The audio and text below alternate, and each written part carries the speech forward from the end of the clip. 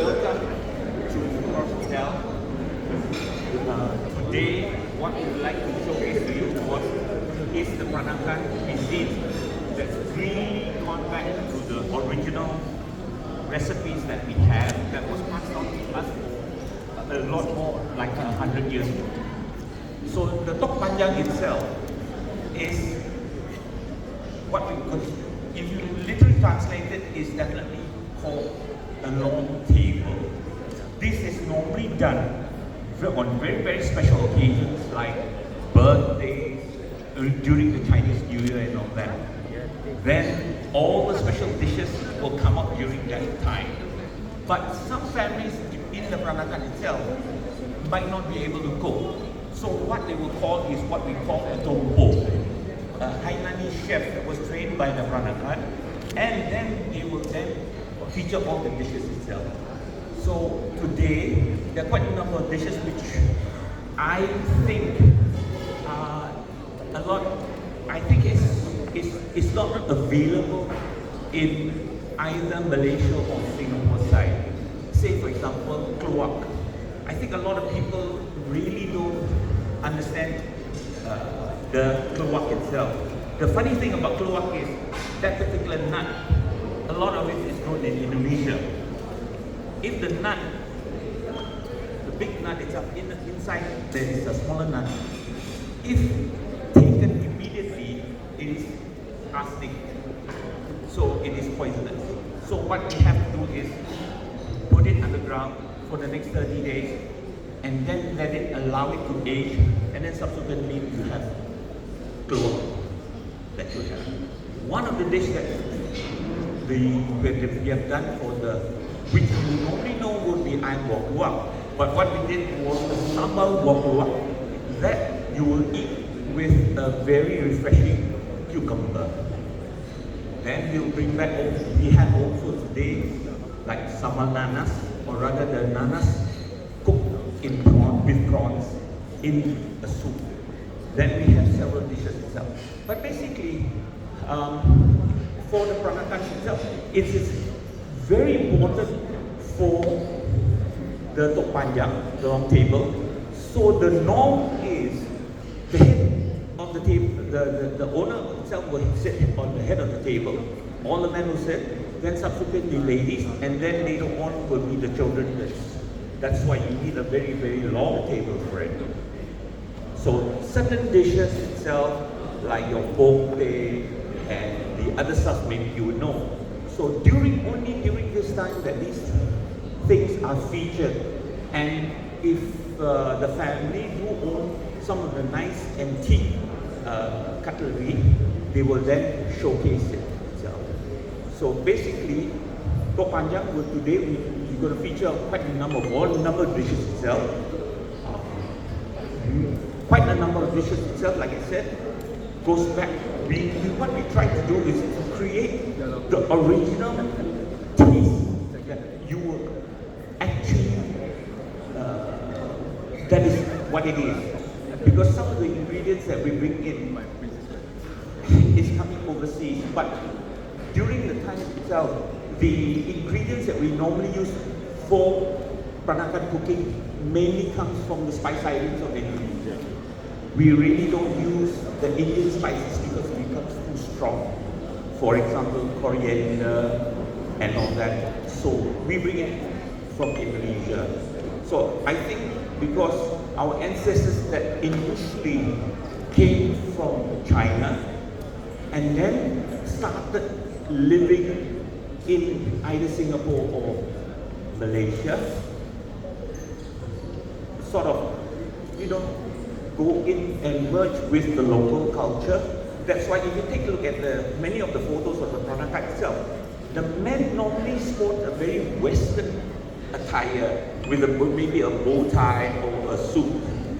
But the ladies itself will normally use either a kebaya or the baju panjang, and with a tight bun upstairs there. And some of the older ladies, because the assimilation already with the locals, the Malays itself, will start to chew betel nut.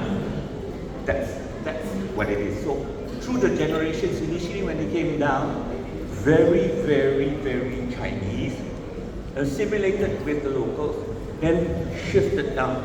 So one of this book that is written by my brother and came out last year, gives you a very brief history of what Tok Panjang is and the Peranakan. There are a number of photos of Ron when I think he was about 8 years old. My father, my grandmother are all featured here, and some of the antiques. So like I was telling some of the ladies, many of the antiques that is now in Singapore will be given to the Singapore Museum, because my brother didn't felt it was right to keep it and to give it to each individual. So it will go to the Singapore Museum, Peranakan Museum, inclusive of the attires, which is your kebayas or your sarung. Now if you take a look at, for example, the sarung kebaya, the sarung itself, all comes from Central Java, either from the Semarang or the Pekalongan area.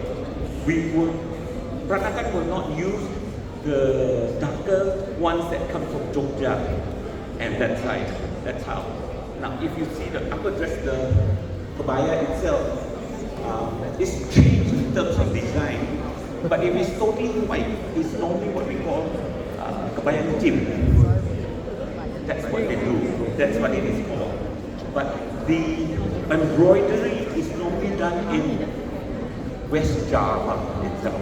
So during the early days itself, a lot of our neighbors from Indonesia, Singapore, we were intermingling around. There were no borders, there were no passports itself, and we were traveling by boat, back and forth.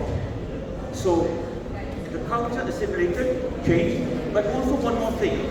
A lot of people really didn't understand that Malacca, Peranakan, you will also have Chetia, which is Indian, the money changes itself, which is also Peranakan. You will also have Portuguese Peranakan. You will also have Malay Peranakan in Malacca. But for Penang, it's purely Hokkien, Chinese, only Chinese. So normally all Peranakan comes from the Fujian or Hokkien speaking dialect.